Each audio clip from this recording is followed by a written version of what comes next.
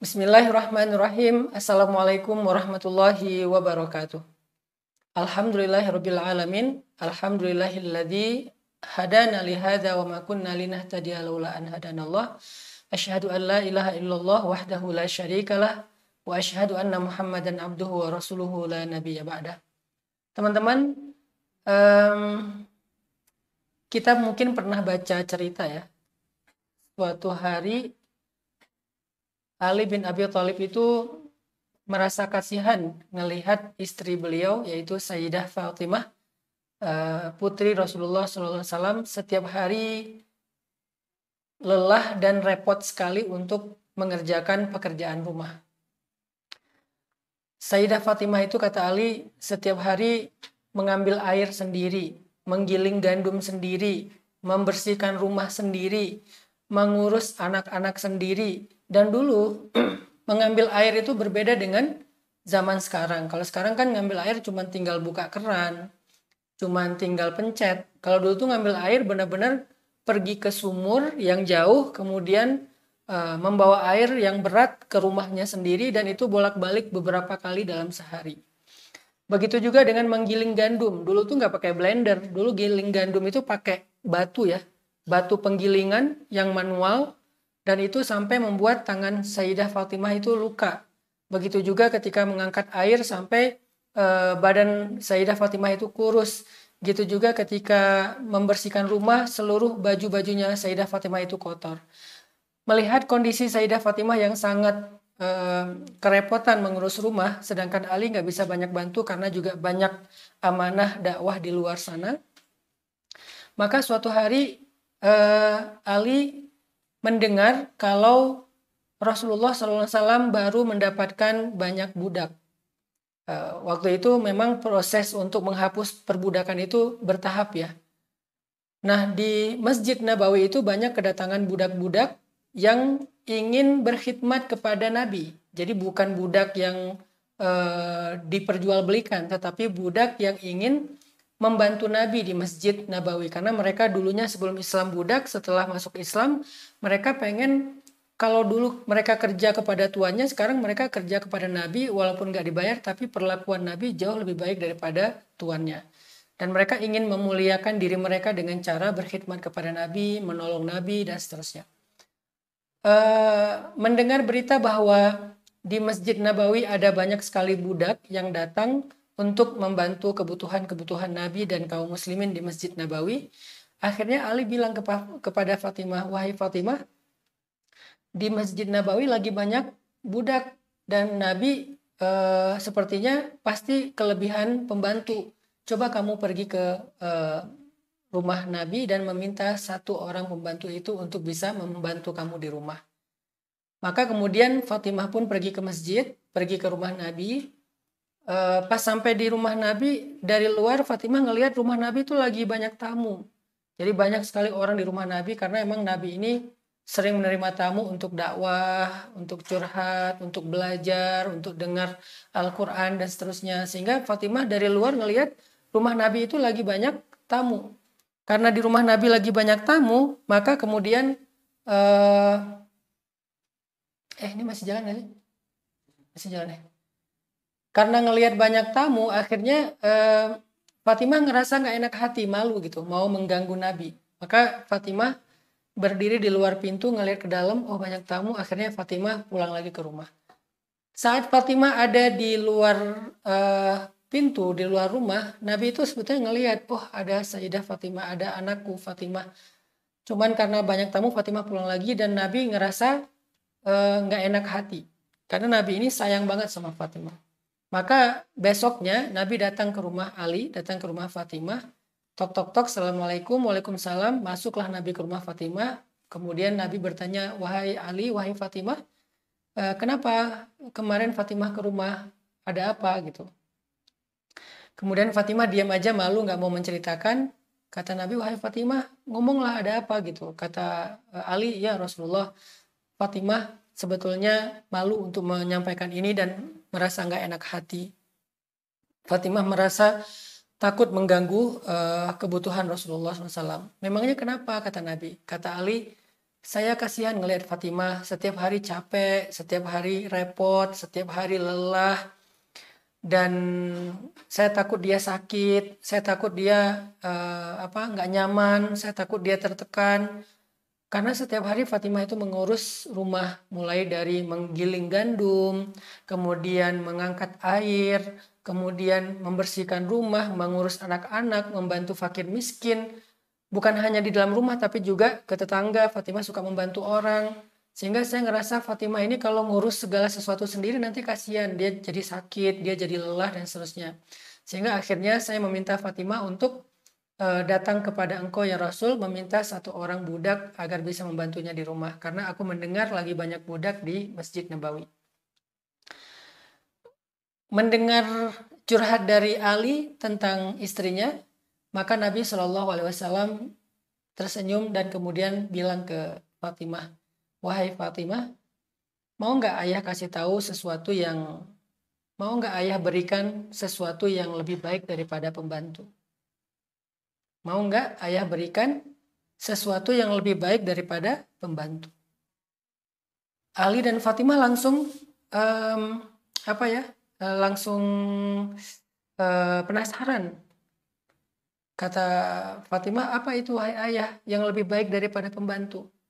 Kalau kita sekarang, kalau saya sebagai ayah, mungkin kalau anak saya perempuan udah nikah, saya ngelihat dia susah hidupnya, dia repot di rumahnya, suaminya juga sibuk dengan dakwah, pasti saya akan bilang, nak kamu ayah beliin mesin cuci ya, nak kamu ayah beliin dispenser ya, ayah beliin blender ya, ayah beliin apa misalnya kompor yang bagus, yang matic dan seterusnya.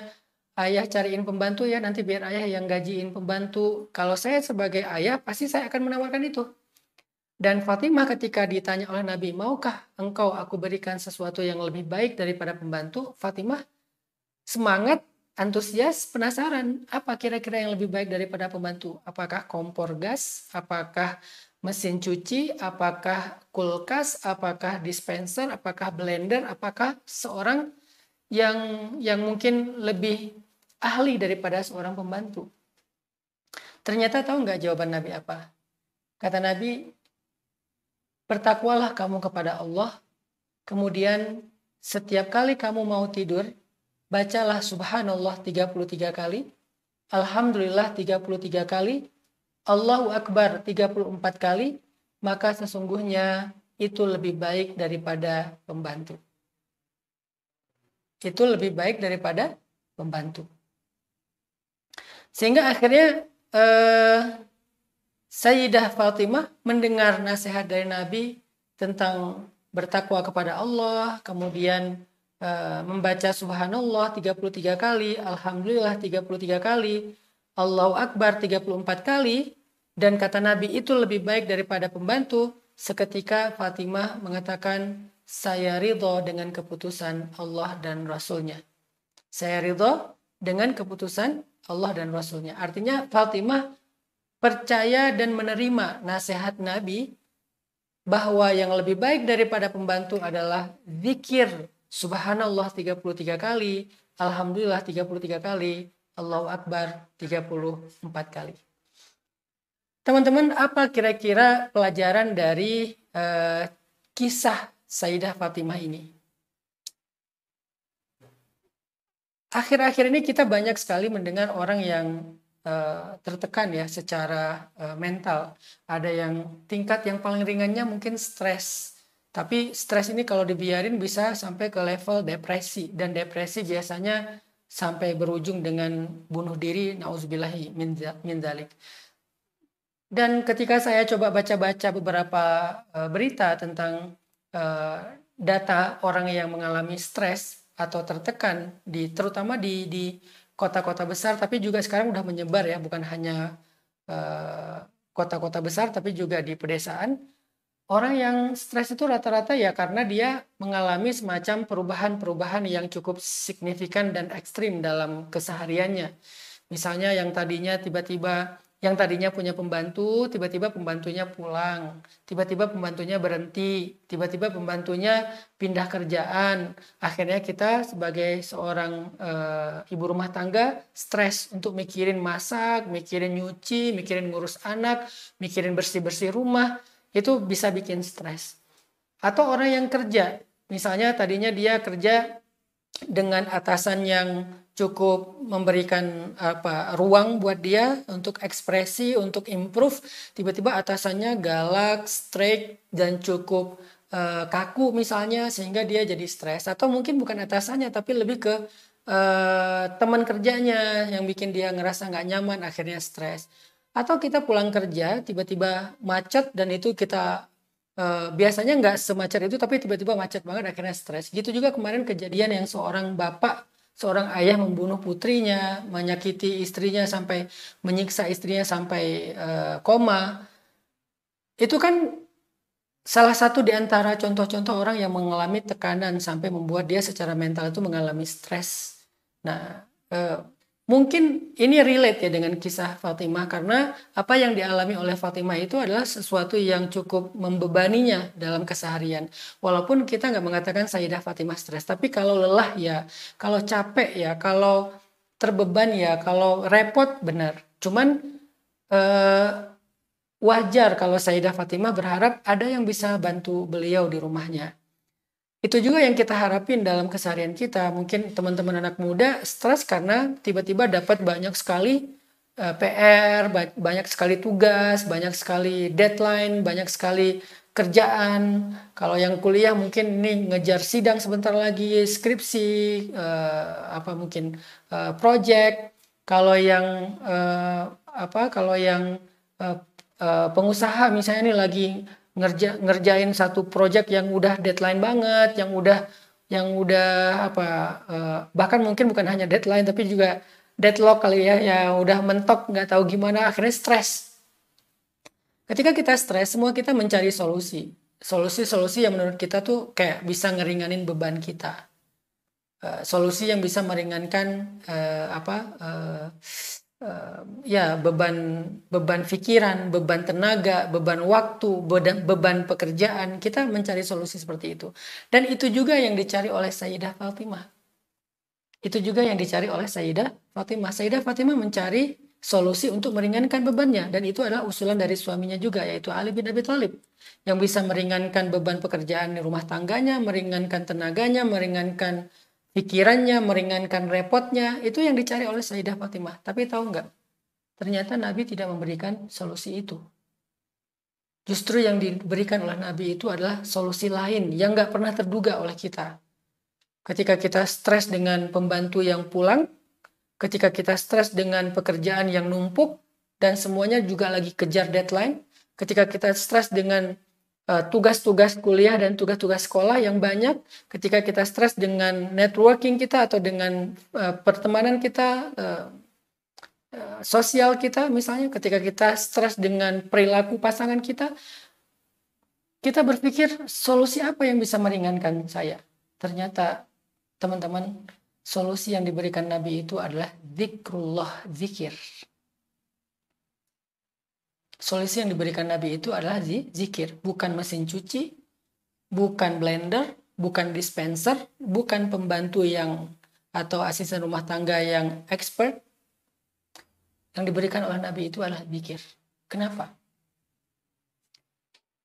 Karena banyak masalah dalam kehidupan kita, banyak beban dalam kehidupan kita, terasa berat bukan karena bebannya berat. Banyak masalah yang kita alami dalam hidup itu terasa begitu mengganggu, bukan karena masalahnya memang terlalu besar dan mengganggu. Tapi kemampuan mental kita, jiwa kita dalam mengemban atau memikul beban itu gak terlalu kuat. Karena kita ngerasa hidup kita kayak nyesek ya. Kita ngerasa hidup kita nyesek, kita ngerasa hidup kita sempit. Itu bukan karena masalah kita besar sehingga hidup kita menjadi sempit, bukan. Seringkali bukan masalahnya yang besar, tetapi memang hatinya yang kecil. Bukan masalahnya yang besar, tetapi memang jiwa kita yang sempit. Bukan masalahnya yang berat, tetapi mental kita yang lemah. Karena kalau kita membandingkan dengan orang lain, kita kadang menemukan ada orang yang punya masalah lebih berat dari kita dan dia masih terlihat masih terlihat santuy, masih terlihat kuat, masih terlihat wajar dan masih mampu untuk bisa survive, bahkan dia bisa survive. Kadang kita ngerasa anak baru 1 atau 2, seorang ibu rumah tangga dengan anak 1 atau 2, dia udah ngeluh banget karena nggak ada asisten rumah tangga. Tapi di tempat lain ada ibu-ibu dengan anak 9, dia tidak semengeluh ini. Dan dia juga nggak punya asisten rumah tangga. Terkadang masalah utama dalam hidup kita itu bukanlah beban hidup, bukanlah gangguan dari luar, bukanlah musibah, bukanlah masalah, bukanlah sesuatu yang menjadi yang sifatnya dari luar. Bukan itu masalah utama dari hidup kita. Terkadang masalah utama dari hidup kita adalah hati kita, jiwa kita, mental kita, kekuatan diri kita. Sehingga yang kita butuhkan dalam menghadapi hidup itu nggak selalu solusi yang untuk meringankan beban. Nggak selalu solusi untuk menghilangkan masalah. Tapi kadang yang kita butuhkan dalam hidup itu adalah kekuatan jiwa, kekuatan batin, kekuatan mental, kekuatan fisik untuk mengangkat beban dan masalah tersebut. Saya sering ngasih analogi gini. Ada satu ruang, ini seperti ruang studio ini, ukurannya kurang lebih 3x3. Ruang studio yang 3x3 ini, kalau diisi oleh oleh 10 orang misalnya, maka ruang ini akan terasa sempit. Ada 10 orang di sini, semuanya duduk bareng di sini, pasti akan terasa sempit ruang 3x3. Apalagi buat tidur, buat duduk aja udah pas-pasan. Buat tidur susah, untuk selonjoran aja susah, apalagi kita berbaring. Karena 10 orang di ruang 3x3. Lalu 10 orang ini dipindah ke ruangan lain yang ukurannya 10x10. Maka tiba-tiba kita merasa lega, merasa nyaman, bisa selonjoran kaki, bahkan bisa berbaring, bahkan bisa bolak-balik, bahkan kita bisa beraktivitas secara nyaman di situ. Padahal jumlah bebannya sama-sama 10 orang. Tetapi kenapa di sini kerasa sesek dan sempit, di sana terasa lega dan nyaman? Bukan karena di sana bebannya lebih kecil, tetapi ruangnya lebih besar. Hidup kita kadang seperti itu, teman-teman. Seringkali kita mengeluh, saya gini, saya gitu, ini masalah kerjaan banyak banget, ini tugas banyak banget, ini teman-teman gak ada yang benar, ini dan ini itu, semuanya kita keluhin, seolah-olah kita tuh overweight. Jadi kita tuh kayak kelebihan muatan. Kenapa ada istilah overweight sampai kelebihan muatan? Karena ada batasan. Misalnya kita naik pesawat, kabin itu batasannya 7 kilo. Begitu kita isi 8 kilo, maka itu akan lebih 1 kilo. Kenapa? Karena batasannya 7 kilo. Tapi kalau kita taruh koper yang 8 kilo itu di bagasi, itu masih lebih. Karena di bagasi 20 kilo. Berarti masih ada kelebihan 12 kilo. Artinya apa? Masalahnya bukan di bebannya, tetapi masalahnya batasannya. Kita mau membuat batasan itu sempit atau lega. Mau batasan itu kecil atau besar. Mau batasan itu ringan atau berat. Hidup kita kadang kayak gitu. Jadi kayak Nabi paham banget bahwa masalah Sayyidah Fatimah itu bukan di pekerjaan rumah aja. Walaupun itu sesuatu yang mungkin agak merepotkan. Tetapi masih wajar lah. Justru masalah Sayyidah Fatimah itu adalah kekuatan mental dalam menghadapi beban hidup. Kekuatan jiwa dalam menghadapi amanah rumah tangga. Itunya yang harus ditambah. Kekuatannya harus ditambah. Kebesaran hatinya yang harus diperbesar. Kelapangan dadanya yang harus diperluas. Kesiapan dan kekuatan mentalnya yang harus dikuatin lagi gitu. Sehingga akhirnya beban yang sama tadi bisa terasa lebih ringan. Maka Nabi memberikan solusi yang sangat istimewa, yang sangat luar biasa. Yaitu terapi mental kepada Sayyidah Fatimah. Bukan solusi teknis. Bukan solusi yang kita bayangin untuk meringankan beban hidup, tetapi terapi mental. Ini nih luar biasa loh. Sehingga Sayyidah Fatimah yang memang dasarnya seorang perempuan yang solihah, yang kurangnya sebagai anak Nabi, perempuan yang sempurna, bahkan salah satu dari 4 perempuan sempurna, iman Sayyidah Khadijah, ibunya sendiri yang luar biasa, dengan otomatis menerima nasihat Nabi dengan mengatakan saya terima, saya ridho dengan keputusan Allah dan Rasul. Maka sejak hari itu Sayyidah Fatimah mengamalkan zikir Subhanallah 33 kali, Alhamdulillah 33 kali, dan Allahu Akbar 34 kali, sampai akhirnya Sayyidah Fatimah merasa bahwa pekerjaan rumah tangganya itu ringan. Pekerjaan rumah tangganya itu bukan lagi beban bagi dia. Kok bisa? Kok bisa zikir itu menjadi sebuah kekuatan mental bagi Sayyidah Fatimah? Itulah kenapa Allah mengatakan qad aflaha man zakkaha. Sungguh beruntung orang yang membersihkan jiwa. Bagaimana membersihkan jiwa? Salah satunya dengan zikir. Ala bi dzikrillah tatmainnul qulub. Bukankah dengan zikir kepada Allah hati menjadi tenang? Hati menjadi tenang itu sebuah kondisi ketika jiwa seseorang itu dalam keadaan nyaman, dalam keadaan baik, maka hatinya menjadi tenang. Sehingga orang yang ahli zikir, dengan zikir yang benar, dengan zikir yang dimaknai, difahami, dihayati, dia paham betul maksud dari kalimat subhanallah, alhamdulillah, Allahu Akbar itu, dia ngerti banget maksudnya, maka itu akan menguatkan jiwanya. Kalau jiwanya sudah kuat, jiwanya sudah bersih, jiwanya sudah lurus, jiwanya sudah lapang, maka beban hidup itu akan terasa ringan. Kok bisa? Subhanallah, alhamdulillah, Allahu Akbar itu bisa membersihkan jiwa dan membuat beban hidup jadi ringan. Ini sederhananya aja ya, saya ringkas deh karena pembahasan ini panjang banget. Subhanallah itu adalah sebuah tasbih. Tasbih itu maknanya tanzih. Jadi subhanallah itu tanzih. Kita bersihin segala macam prasangka kita kepada Allah. Itu subhanallah. Bahwa hidup kita ini tidak ada yang yang salah dari Allah. Bahwa takdir kita itu nggak ada yang salah. Bahwa nasib kita itu nggak ada yang salah. Bahwa hidup kita itu nggak ada yang kurang dari Allah. Allah selalu memberikan yang cukup buat kebutuhan kita. Allah selalu memberikan yang terbaik buat kita. Kita bersihin dulu nih prasangka kita terhadap Allah dengan subhanallah, maha suci Allah. Arti suci itu Allah maha terpelihara dari yang buruk, terpelihara dari salah mengambil keputusan, terpelihara dari memberikan takdir yang tidak baik untuk kita. Nggak mungkin, Allah maha bersih, maha suci dari semua itu. Dibersihin dengan 33 kali tanzih, tasbih, purifikasi, menjernihkan pikiran tentang Allah dari prasangka, zunun. Makanya ketika sahabat mulai khawatir dalam serangan musuh, mereka merasa kayak sendiri, nggak ada pertolongan dari siapa-siapa. Allah menyebutnya dengan istilah watadzunnuna billahi dzunun, dan kalian berprasangka kepada Allah dengan prasangka-prasangka yang nggak benar.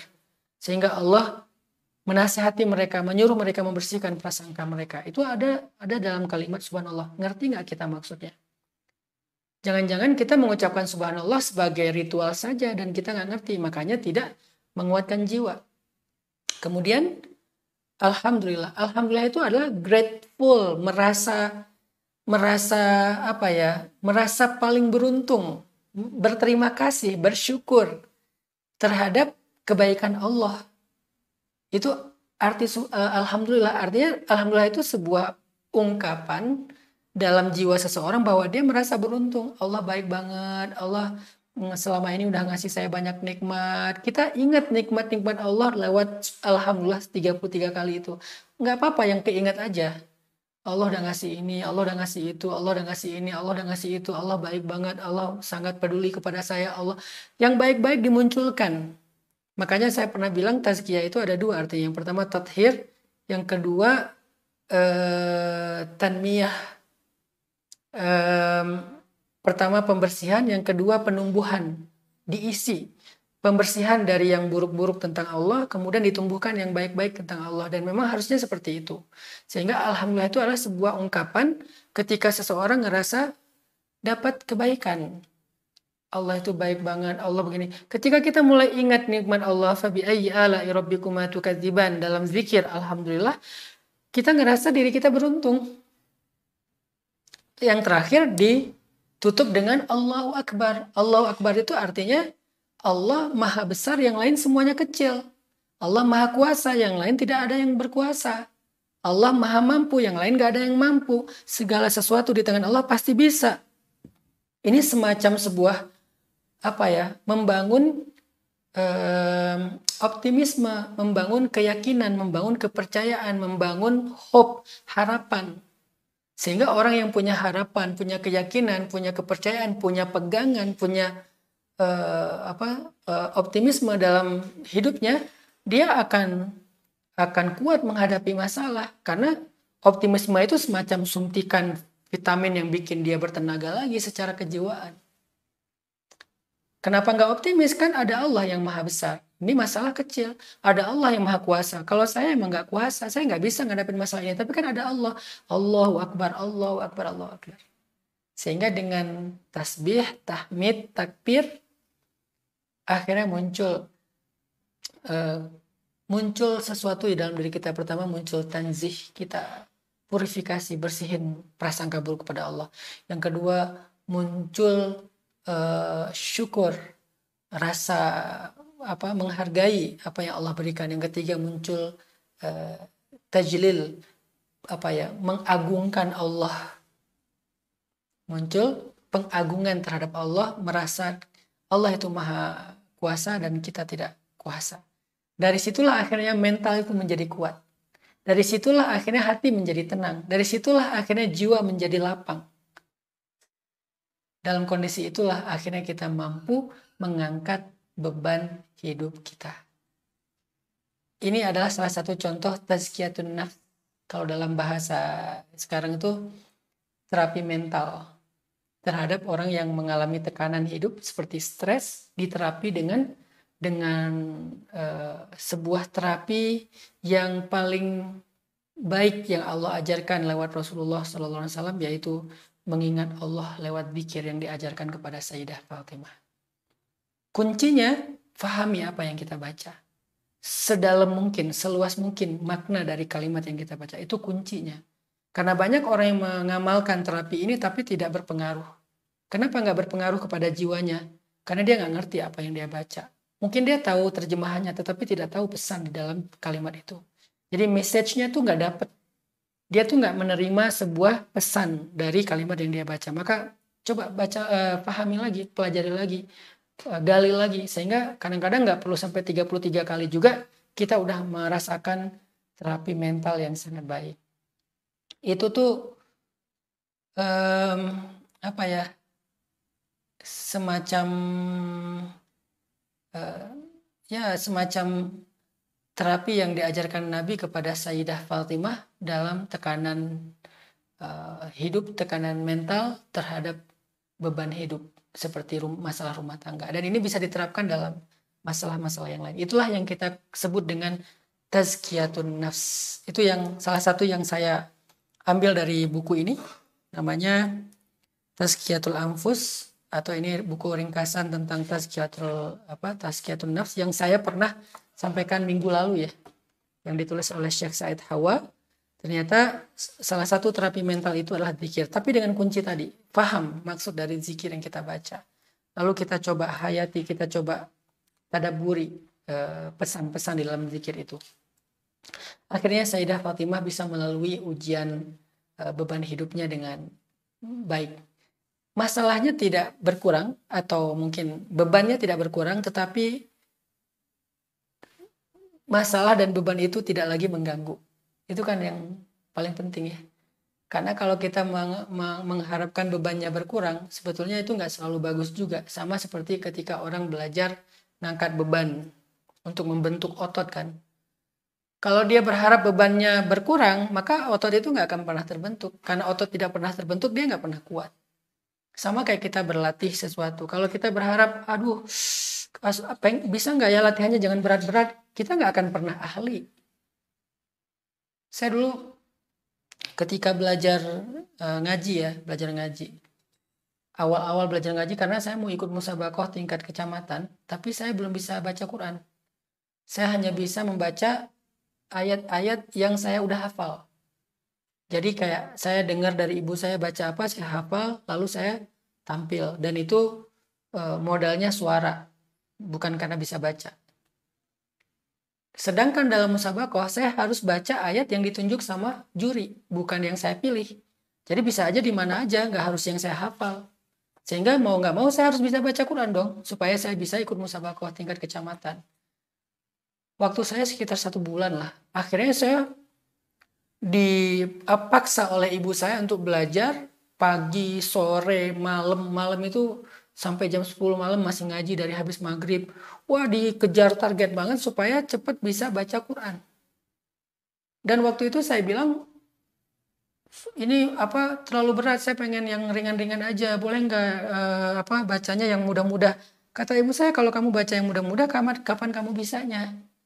Akhirnya kita dipaksa baca yang surat-surat yang agak susah, yang matnya banyak, yang tasydidnya banyak, yang huruf-hurufnya itu banyak, yang tafkhim dan seterusnya.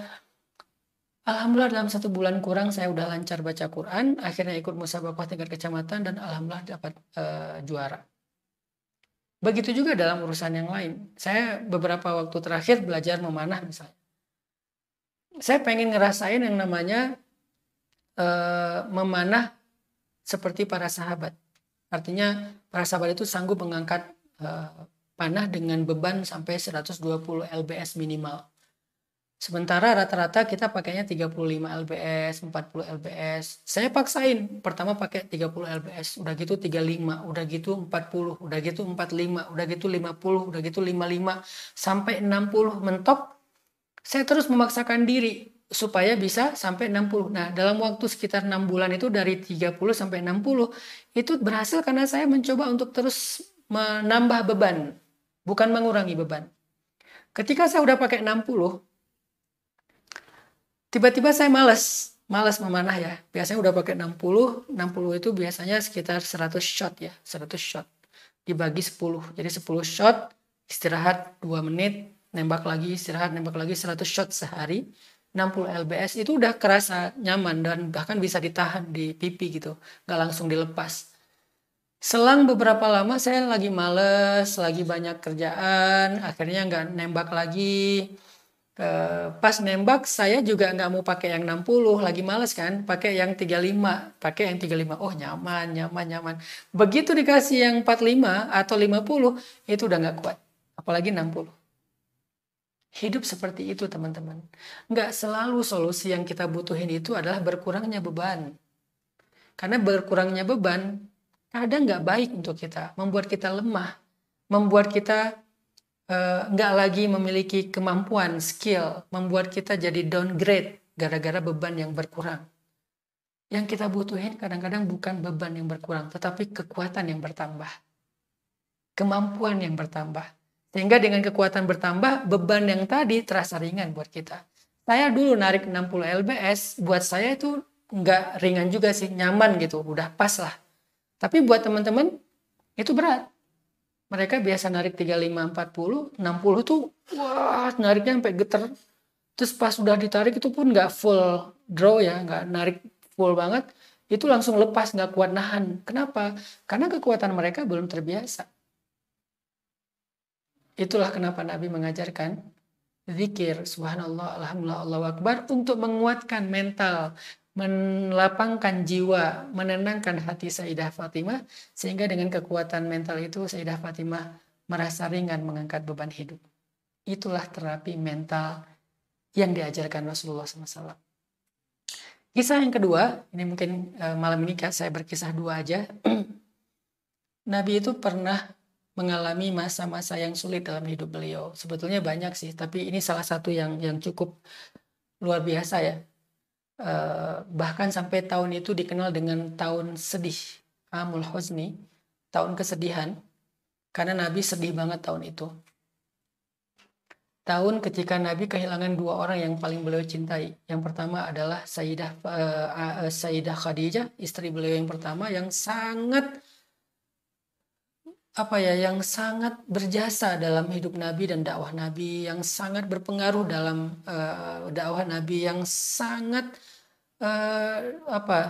dibutuhkan oleh Nabi dalam kondisi-kondisi yang sulit. Nabi lagi sedang berat-beratnya perjuangan dan pasti kehadiran Khadijah itu penting sekali buat Nabi. Tapi tahun itu Allah takdirkan Khadijah kembali kepada Allah dan Nabi merasa sangat sedih dan merasa sangat kehilangan Khadijah. Ternyata bukan hanya Khadijah. Di tahun yang sama pun Nabi kehilangan satu orang lagi yang sangat penting bagi Nabi, yaitu paman beliau Abu Thalib. Yang selama ini udah membesarkan beliau sejak beliau masih anak-anak. Yang udah menolong beliau ketika beliau dimusuhi walaupun tidak masuk Islam. Yang selama ini menjadi pelindung beliau di antara ancaman-ancaman musuh. Artinya dua orang yang sangat penting dalam dakwah Nabi, dalam hidup Nabi, berpengaruh dalam kepribadian Nabi, dua-duanya Allah ambil di tahun yang sama. Sehingga Nabi merasa sangat kehilangan, merasa sangat sedih. Mungkin kalau kita ngalamin itu masuk ke level depresi kali. Karena banyak sekarang anak muda yang depresi setelah kehilangan ayah mereka. Ayahnya meninggal atau ibunya meninggal. Depresi karena ditinggalkan oleh pasangannya. Depresi karena ditinggalkan oleh pacarnya, diputusin, diselingkuhin, dikhianatin, dan seterusnya. Depresi karena kehilangan pekerjaan, depresi karena dibully di sosial media atau oleh teman-temannya, depresi. Kalau kita levelnya mungkin depresi, dan depresi ini kan level lanjut daripada stres ya, yang udah tekanannya luar biasa, kesedihannya berlarut-larut lebih dari 40 hari. Depresi. Tapi Nabi nggak sampai ke level depresi, kita nggak bisa mengatakan Nabi depresi nggak, tapi Nabi sedih. Ya, dan kesedihan Nabi itu kesedihan yang cukup lama. Lebih dari seminggu Nabi sedih. Kenapa? Ya wajar kesedihan beliau. Karena kehilangan Sayyidah Khadijah dan Abu Thalib. Dua sosok yang luar biasa, terutama Sayyidah Khadijah. Dan Sayyidah Khadijah ini sangat membekas dalam hati Nabi. Bahkan setelah Nabi menikah sekalipun dengan Sayyidah Aisyah, perempuan yang sangat istimewa, cantik, menarik, pinter, soleha, udah sempurna juga lah. Nabi tetap gak bisa ngelupain Sayyidah Khadijah. Ketika ada perempuan itu sepupunya Sayyidah Khadijah datang ke rumah Nabi, mendengar cara ngomongnya mirip seperti Sayyidah Khadijah, Nabi tuh kayak ngerasa ada Khadijah gitu, kayak muncul lagi tiba-tiba memori tentang Sayyidah Khadijah yang membuat Aisyah merasa cemburu. Saking membekasnya Sayyidah Khadijah dalam hati Nabi SAW. Maka kebayangkan gimana sedihnya Nabi ketika kehilangan Sayyidah Khadijah. Kalau Sayyidah Khadijah istri biasa mungkin Nabi juga ya sedih tapi wajar. Tapi karena ini adalah istri yang paling membekas, yang dengannya turun banyak ayat Al-Quran, salah satunya ya ayyuhal muzammil dan seterusnya. Orang pertama yang sholat di belakang Nabi, yang membantu Nabi dalam dakwah sejak awal Nabi berdakwah, nggak ada siapa-siapa yang menolong beliau. Sangat membekas sehingga kepergian Khadijah itu benar-benar membuat Nabi merasa sangat sedih dengan kesedihan yang lama. Kalau di kita tuh udah namanya depresi. Tapi Nabi tidak depresi. Kesedihan yang lama. Maka dalam kondisi tahun kesedihan itu, Allah memberikan sebuah terapi mental buat Nabi. Apa terapi mental buat Nabi? Terapi mental buat Nabi tahun itu adalah Nabi diajak jalan-jalan sama Allah.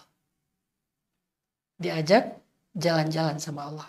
Ini nih luar biasa sih. Nabi ternyata dalam Islam itu jalan-jalan itu sebuah terapi mental loh. Ini yang kadang kita nggak sadari ya. Sebentar saya cari ininya. Ternyata jalan-jalan itu adalah sebuah terapi.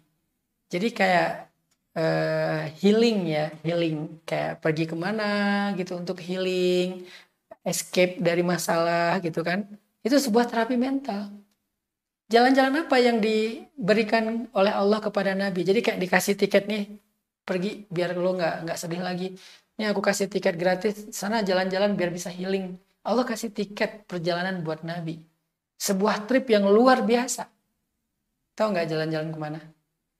Subhanalladzi asra bi'abdihi lailam minal masjidil haram ilal masjidil aqsal ladzi barakna haulah linuriyahu min ayatina.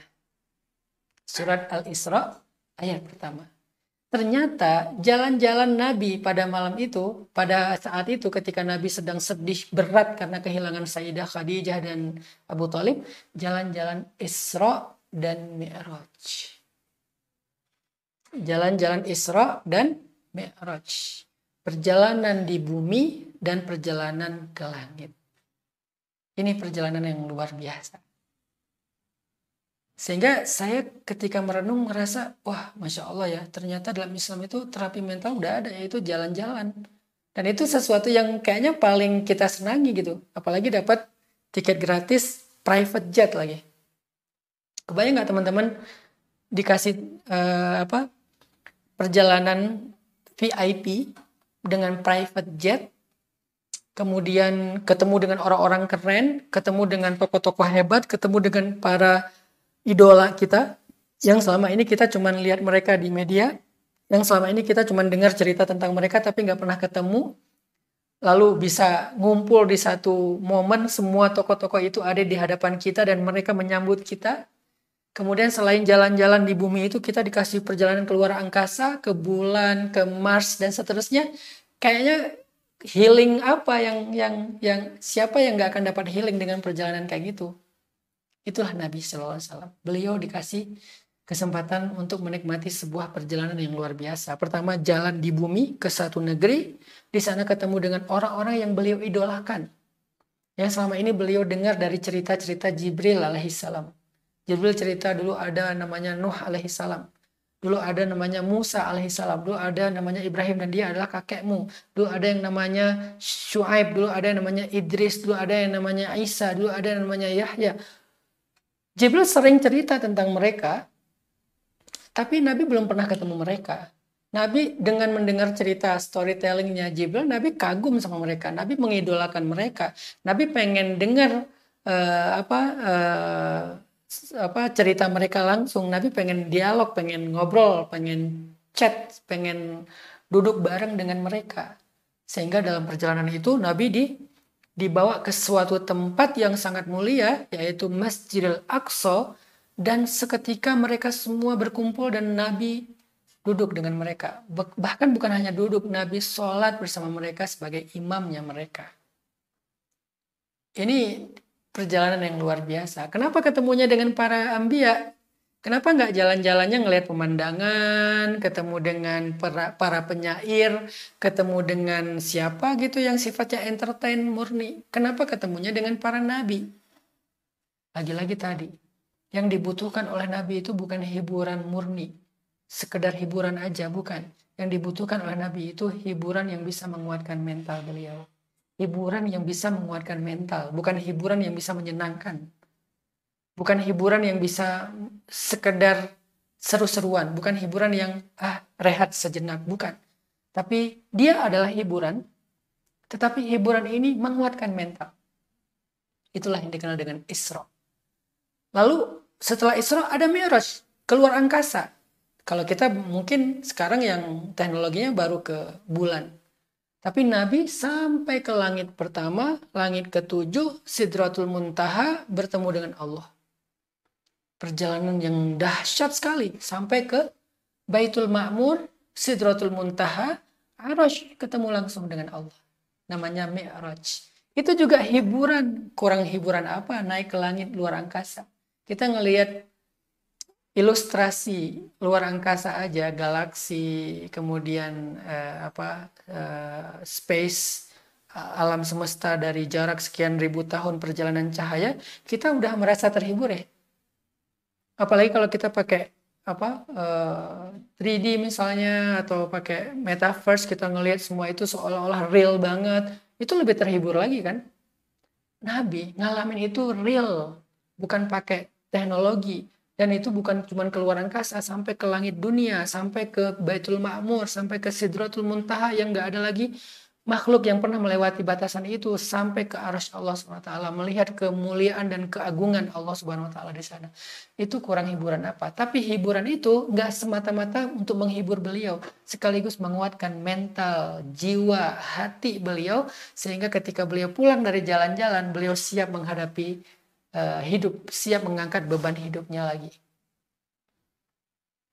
Hiburan dan perjalanan seperti itulah yang kita butuhkan, teman-teman. Terus gimana caranya Ustadz melakukan Isra dan Mi'raj versi kita? Kita kan nggak punya privilege seperti Nabi ya. Nabi privilege-nya sampai punya dikasih jet pribadi loh untuk Isra. Apa namanya jetnya? Buraq. Dikasih jet pribadi yang kecepatannya melebihi kecepatan cahaya, namanya Buraq. Ditemani oleh seorang satu makhluk Allah yang sangat sempurna. Rajulan basyaron sawiya, laki-laki yang sempurna. Sempurna bukan hanya fisiknya, juga akhlaknya. Yang nyaman banget pasti having trip bareng dengan dia. Kita kan trip itu bukan soal destinasi kan. Trip itu soal bersama siapa kita melakukannya. Kadang-kadang kita tripnya cuman keluar kabupaten, nggak sampai keluar provinsi, apalagi keluar negeri, cuman keluar kabupaten. Misalnya saya di Bandung ke Garut gitu, ke Sukabumi. Tapi kalau teman perjalanan itu nyaman, maka trip itu akan berkesan. Sedangkan kalau saya pergi ke tempat yang sangat indah, ke Bali, ke Papua, ke Maluku, kemana gitu yang indah, tapi temennya nyebelin, pasti tripnya juga merasa sangat gak nyaman, boring banget pasti. Bukan hanya boring, mungkin bikin kita makin stres kan. Ini temen kendaraannya private jet, namanya Buraq, kecepatannya melebihi cahaya. Teman tripnya sesuatu yang paling sempurna, yang nyaman banget melakukan trip dengan dia. Dan perjalanan juga destinasinya perfect sih. Tempat destinasinya tuh keren, bukan hanya jadi hiburan tapi juga bisa menguatkan jiwa. Kemana? Masjidil Aqsa. Makanya muncullah sebuah hadis dari Rasulullah SAW, hadis riwayat Bukhari, kata Nabi, la tushaddur rihal illa ila thalathati masajid.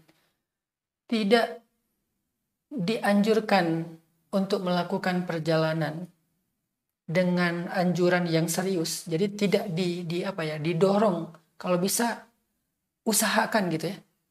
Tidak direkomendasikan, dianjurkan melakukan rihal perjalanan kecuali ila thalathati masajid, kecuali kepada 3 masjid. Jadi kalau kita mau bikin planning, mau trip kemana, mau healing kemana, kata Nabi tidak ada yang lebih baik daripada kepada 3 masjid ini. Yang pertama adalah Masjidi Hadza, Masjid Nabawi, yaitu Madinah. Yang kedua Masjidil Haram, dan yang ketiga Masjidil Aqsa. Jadi kalau kita mau melakukan sebuah healing trip, nggak ada yang lebih baik daripada 3 tempat ini. Pertama Masjidil Haram Mekah, kedua Masjid Nabawi Madinah, yang ketiga Masjidil Aqsa Palestina. Kenapa Nabi mengatakan ini yang paling baik? Karena ini bukan sekedar hiburan, tapi juga menguatkan. Buat apa hiburan setelah itu kita lemah? Kayak tadi misalnya, pas lagi capek banget, kemudian kita minum obat penenang supaya bisa tidur. Besok kita capek lagi. Karena kekuatannya tuh ada bukan di fisik kita doang, tapi mental. Kalau mental kita masih lemah, walaupun kita udah istirahat, tetap aja kita ngeluh. Sehingga yang kita butuhkan untuk terapi mental itu bukan sekedar jalan-jalan cari hiburan, tapi plus ada hiburan, plus ada sebuah terapi untuk menguatkan mental kita. Dan itu yang paling sempurna ketiga tempat tadi. Saya dulu nggak percaya itu ya. Saya berpikir bahwa yang namanya jalan-jalan itu ya ke tempat yang seru dong. Bisa, apalagi saya kan suka dengan adventure ya. Suka dengan petualangan. Saya pernah nyoba skateboard.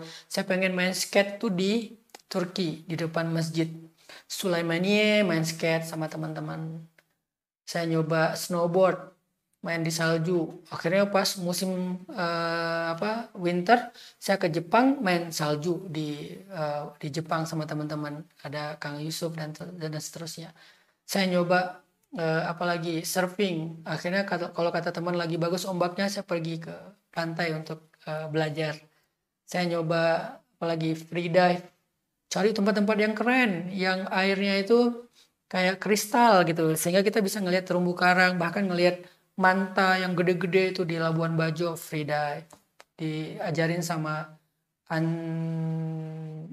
Andro ya kalau nggak salah, teman saya di NTT, Andro. Nyoba lagi, kalau sekarang nyoba berkuda. Pas lagi tempatnya nyaman dengan view yang bagus di Rohila Stable, hujan-hujan pula karena kuda juga butuh terapi, kalau hujan dia biar seger lagi, ya udah hujan-hujanan sama kuda, seneng dengan adventure. Saya pikir dulu yang namanya healing itu ya cari kesenangan. Lalu pas pulang dari sebuah perjalanan yang tadi menyenangkan, lalu kita menghadapi lagi realitas hidup, masalah kita ternyata masih ngeluh juga. Aduh gimana ini, aduh gimana itu, dan seterusnya, keluh kesah. Masih tetap ada keluh kesah. Kenapa? Karena tadi itu kita cuman di pause doang. Bukan dikuatkan, di pause ya. Di pause itu kayak di stop dulu dah sebentar. Jadi kayak kita cuman break, cuman istirahat, tapi bukan sedang disuntik, bukan sedang di booster. Cuman break doang. Sehingga beres break, beres pause, beres stop, jalan lagi ya ngeluh lagi. Itu yang saya rasain. Dan itu saya yakin dengan pilihan hanya sekedar mencari hiburan, itu yang kita akan rasakan. Memang saat break, saat di pause itu kita kayak nyaman, enak ya, nggak mikirin masalah, nggak mikirin kerjaan, nggak mikirin kuliah, nggak mikirin sekolah, nggak mikirin bla bla bla. Nyaman. Berapa hari nyamannya? Seminggu ketika kita lagi trip. Kenapa? Pas kita pulang, kita ngeluh lagi, kita merasa nggak berdaya lagi. Karena dalam fase break tadi itu kita nggak dikuatin. Kita cuman coba lari dari masalah sebentar. Kita coba ignoring doang sebentar. Tapi kita nggak di booster. Beda dengan trip ke tempat yang tadi direkomendasikan sama Nabi. Selain kita healing, selain kita having fun, selain kita seru-seruan, selain kita entertain, selain kita break, kita juga sedang di booster loh. Yang membuat mental kita mudah-mudahan tanzih dan tanmiyah. Dibersihin, tathir, dibersihin, lalu dia tumbuh sesuatu yang menguatkan jiwa, melapangkan dada, menenangkan hati. Itu yang disebut dengan perjalanan Isra, kemudian Mi'raj. Isra-nya kemana? Isra-nya ke Masjidil Haram, ke Masjidil Aqsa, ke Masjid Nabawi, itu Isra-nya. Itulah kenapa dalam syariat Islam ada terapi mental Isra, namanya haji dan umroh. Jadi syariat Islam itu bukan sekedar ritual. Yang saya sayangkan, kita kadang-kadang ngelihat syariat itu sebagai sebuah hukum doang, ngelihat ibadah itu kayak ritual doang untuk dapat pahala. Padahal itu bukan sekedar ritual untuk dapat pahala loh. Tapi tidak ada yang Allah syariatkan kecuali untuk kebaikan kita, zahir dan batin. Jadi salah satunya syariat haji dan umroh, atau kalau haji itu setahun sekali, atau sebutlah kalau umroh lebih mudah karena haji susah harus nunggu sekian puluh tahun. Umroh itu adalah sebuah terapi mental. Umroh itu bukan sekedar bukan sekedar break. Umroh itu bukan sekedar entertain, walaupun dapat entertain. Saya seringlah bawa umroh orang yang menikmati banget perjalanannya. Apalagi kalau umrohnya dengan orang yang kita nyaman. Itu entertain ya, tapi bukan sekedar entertain. Dia menjadi sebuah booster, disuntik kekuatan batin, mental, jiwa, hati kita untuk bisa mengangkut beban, sehingga beban hidup yang sama itu sebelum kita berangkat umroh dengan kita pulang umroh, bebannya sama, tetapi kita merasa lebih ringan. Kenapa? Karena kita udah lebih kuat secara mental. Itulah kenapa Allah syariatkan umroh. Apalagi ketika kita berangkat umroh itu kita ditemani oleh orang yang mengerti, pembimbing. Kayak Nabi Isra Mi'raj, Isra-nya itu bersama Jibril. Maka ketika dalam perjalanan itu Jibril yang menjelaskan. Misalnya Nabi lagi ngelewatin sebuah gunung, namanya Gunung Tursaina di Mesir ya. Nabi mencium aroma yang sangat wangi dari Mesir. Wangi sekali. Sampai Nabi nanya, wahai Jibril, ini aroma wangi dari mana? Kata Jibril, itulah aroma wangi dari kuburannya Masyidah yang dibunuh oleh Fir'aun dalam keadaan dibakar hidup-hidup bersama sekeluarganya. Waktu itu dia mempertahankan iman, nggak mau murtad dari agama Musa, sehingga dia direbus hidup-hidup di dalam digoreng ya, di dalam minyak mendidih bersama dengan bayinya, dan bayinya salah satu bayi yang bisa berbicara dengan seizin Allah. Sehingga dengan penjelasan pembimbing yang bernama Jibril alaihissalam, Nabi itu jadi dibooster, jadi naik imannya, jadi kuat menghadapi masalah. Wah, berarti masalah saya kehilangan Sayyidah Khadijah, Abu Thalib nggak ada apa-apanya dengan Masyidah ya. Perjalanan lagi, ngelihat keajaiban Allah apalagi. Wah, ternyata masalah saya nggak ada apa-apanya dibandingkan Musa. Masalah saya nggak ada apa-apanya dibandingkan Nuh. Nuh 950 tahun, saya baru juga berapa tahun. Masalah saya nggak ada apa-apanya dibandingkan dengan Ibrahim. Ibrahim dibakar dalam api, Ibrahim diusir, dan seterusnya. Jadi Nabi selain menikmati perjalanan, ada pembimbing, ada tour guide, ada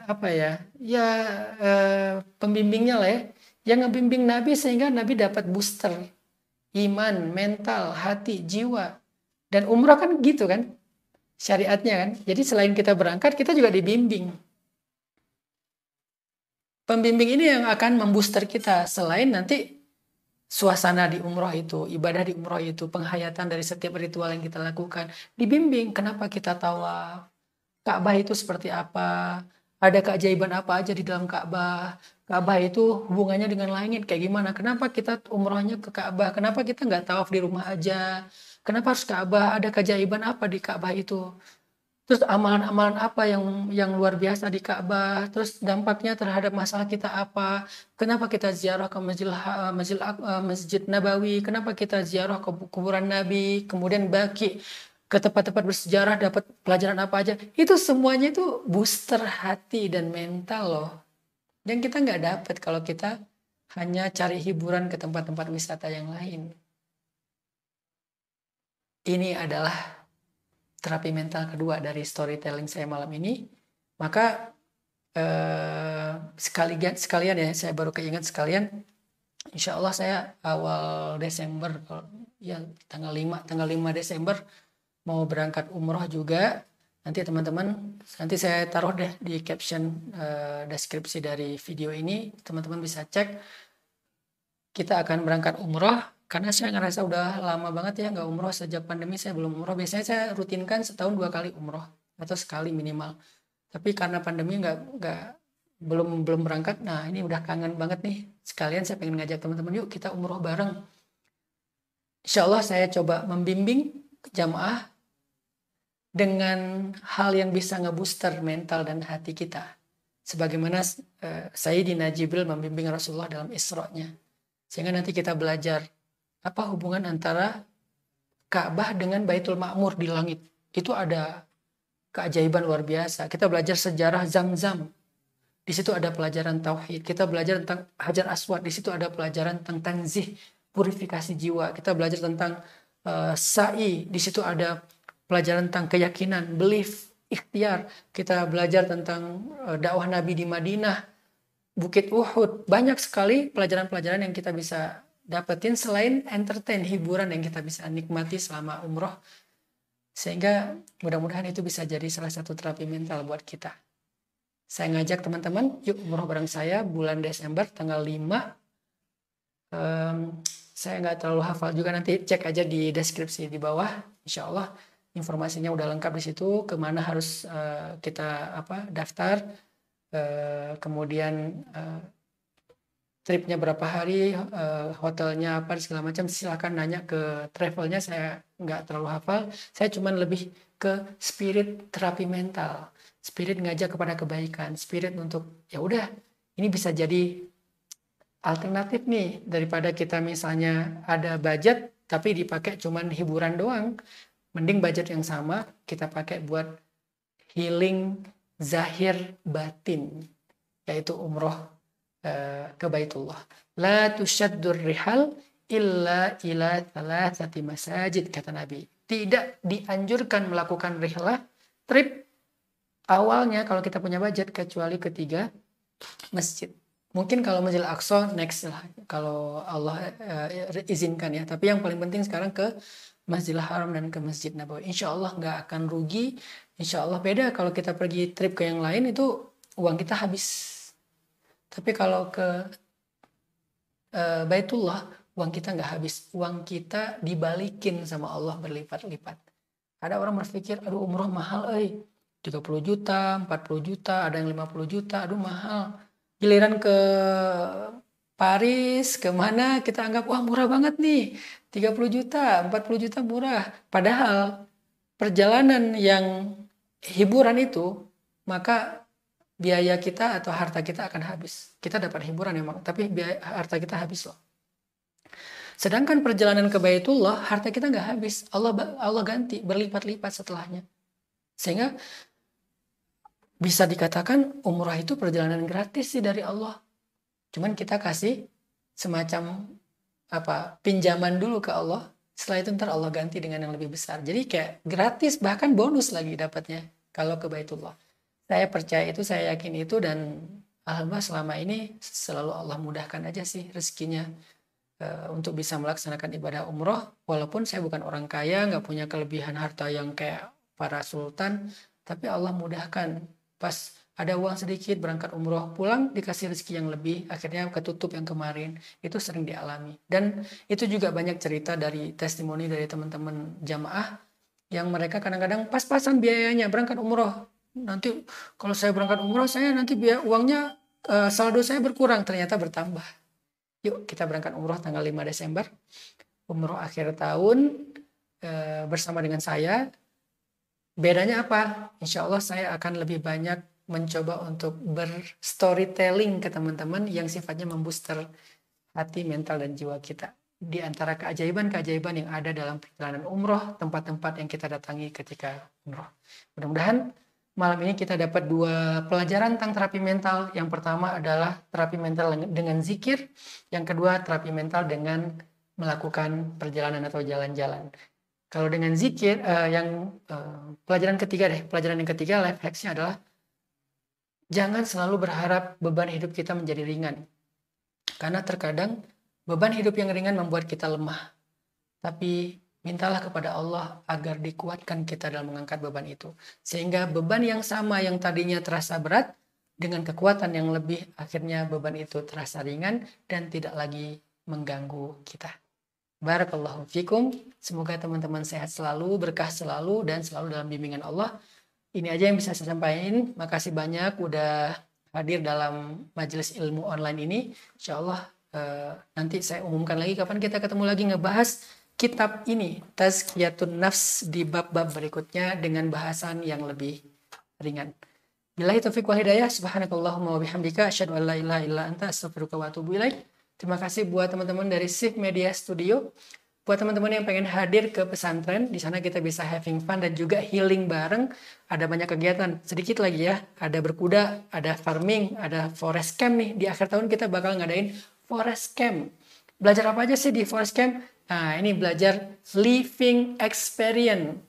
Cara hidup yang dekat dengan alam, dan itu akan membuat mental kita juga luar biasa jadi healing. Saya menamakannya escape ya, lari dari masalah untuk menemukan kekuatan.